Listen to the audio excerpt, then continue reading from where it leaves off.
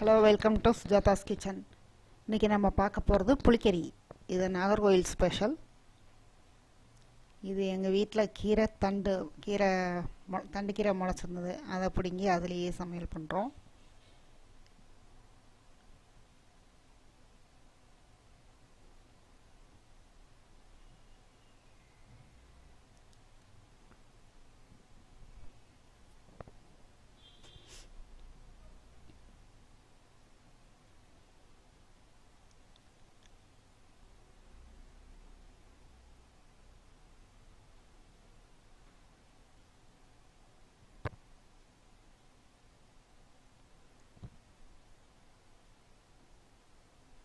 கீரை உடம்புக்கு நல்லது. வாரத்துக்கு 3 நாள் கீரை சாப்பிடணும்.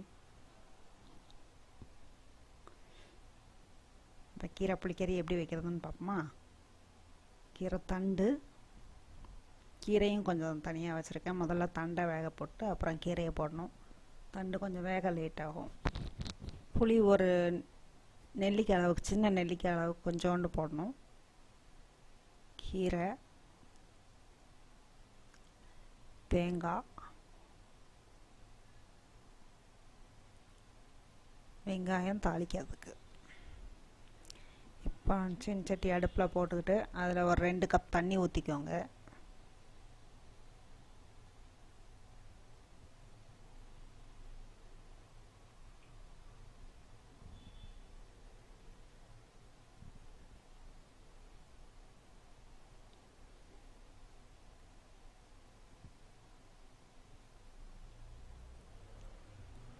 அதில் முதல்ல கீரை தண்டை போட்டு வேக வச்சிடலாம். அது கொஞ்சம் வேக லேட் ஆகும். அதனால் முதல்ல அது வெந்ததுக்கப்புறம் கீரையை போட்டுக்கலாம்.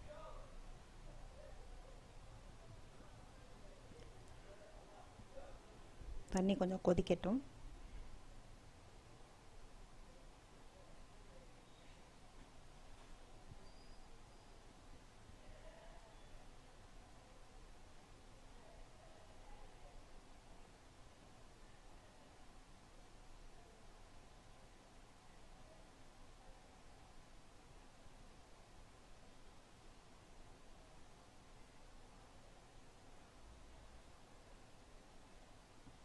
கீரை தண்டை போட்டாச்சு.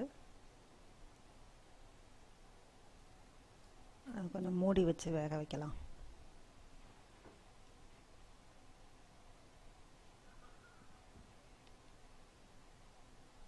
அது கொஞ்சம் வெந்ததுக்கப்புறம் கீரை போடணும்.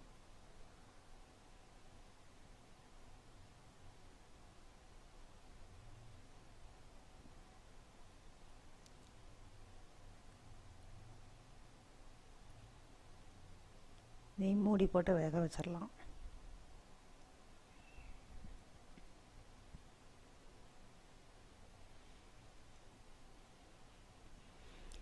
அதுக்குள்ளே நான் அரைக்க வேண்டியதை அரைச்சிட்றேன்.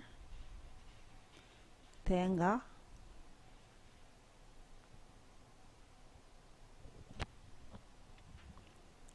ரெண்டு வெங்காயம், சின்ன வெங்காயம் 2 வெங்காயம் போட்டுக்கலாம். வரமிளகா ஒரு 7 வரமிளகா, மஞ்சள் தூள் 3 போட்டு நல்லா நைஸாக அரைக்கணும்.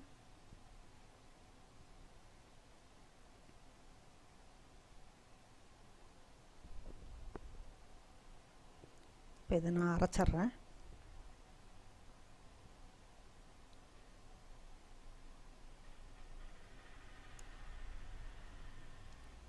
கூட தண்ணி சேர்த்துக்கோங்க. தண்ணி சேர்த்து நல்லா நைஸாக அரைக்கணும்.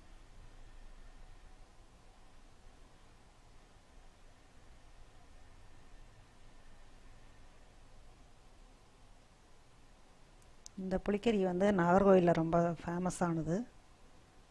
ஆனால் இது நெட்டில் தேடி பார்த்தா எங்கேயுமே கிடைக்கல. அதனால் இதை ஒரு சேனலில் போடணுன்ட்டு காத்துட்ருந்தேன். இப்போ தான் டைம் கிடச்சிருக்கு. ஓகே, இப்போ கீரை வெந்துருச்சு. அரைச்சதை கூட ஊற்றிடலாம்.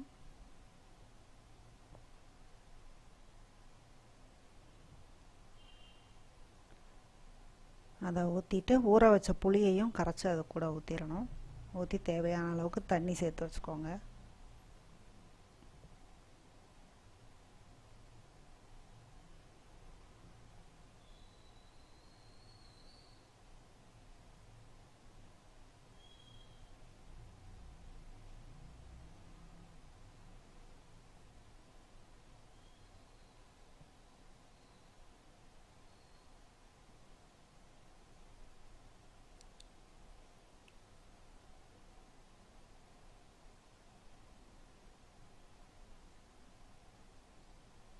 புளி கரைசல் சேர்த்தாச்சு. தேவையான அளவுக்கு தண்ணியும் உப்பும் சேர்த்துக்கலாம்.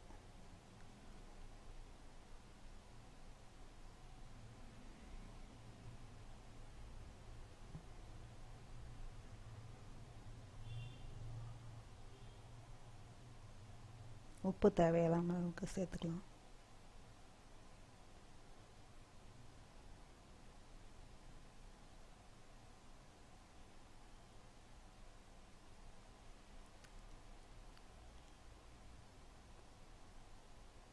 அதான் குழம்பு ரெடி. இப்போ இதுக்கு தாளித்து விட்டுறலாம்.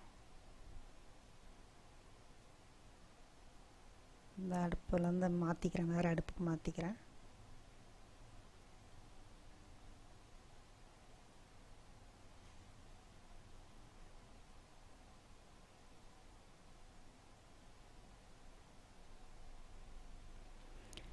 லேசாக ஒரு கொதி வந்தால் போதும், ரொம்ப கொதிக்கக்கூடாது. ரொம்ப கொதிச்சா அது தெரிஞ்ச மாதிரி ஆகிடும். லேசாக கொதி வந்தோன்னா ஸ்டவ் ஆஃப் பண்ணிடலாம்.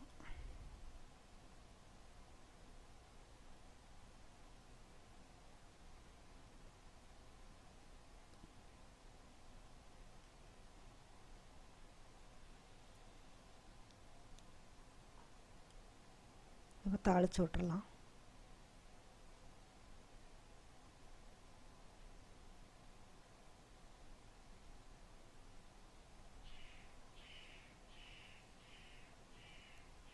இதில் எண்ணெய் ஊற்றிக்கோங்க.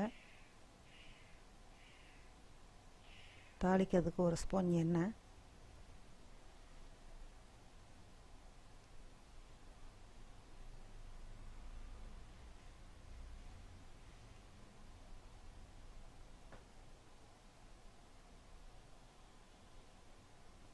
தாளிக்கிறதுக்கு எண்ணெய் ஊற்றி கடுகு வெந்தயம் ரெண்டும் போட்டு தாளிக்கணும்.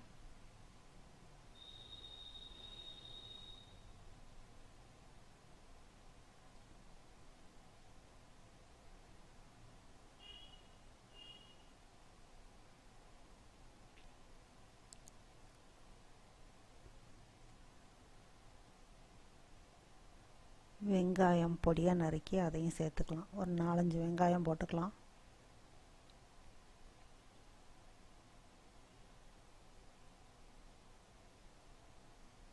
சின்ன வெங்காயம் நல்லா வறுக்கணும். வறுத்தா அந்த டேஸ்ட்டு நல்லாயிருக்கும். தாளித்து கொட்டுறதுல தான் அந்த இது இருக்குது. இது கருவேப்பிலை சேர்க்க வேண்டியதில்லை, ஏன்னா ஏற்கனவே கீரை போட்டு இது பண்ணுறோம். அதனால் கருவேப்பிலை போட்டு தாளிக்க வேண்டியதில்லை. மற்றபடி வேறு காயெல்லாம் போடணுன்னா அதுக்கு கருவேப்பிலை போட்டு தாளிக்கணும்.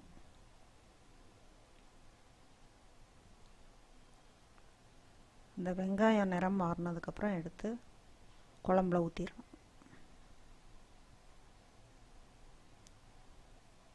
இது ரொம்ப டேஸ்ட்டாக இருக்கும். ட்ரை பண்ணி பாருங்கள். நல்லா இருந்ததுன்னா கமெண்ட் பாக்ஸில் கமெண்ட் பண்ணுங்கள்.